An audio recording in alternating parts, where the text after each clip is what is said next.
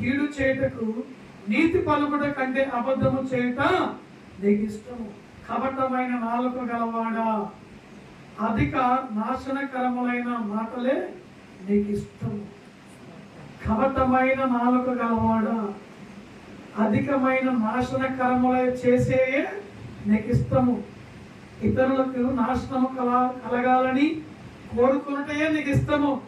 నీ నాలుకతో వచిస్తావు నీ వాడు నాశనము కావాలని, వాడు భ్రష్టు పట్టాలని, వాడు కోలుకోవద్దని, వాడు బాగుపడొద్దని, వాడికి దేవుడు ఏ మేలు చేయొద్దని, మనుషుల ద్వారా ఏ సహాయము పొందవద్దని, వాడి కుటుంబం నాశనము కావాలని కోరుకుంటావు.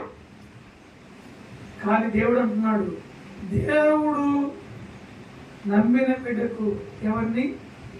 దేవుని నమ్మిన బిడ్డకు దేవుని కృప నిత్యము ఉంటుంది.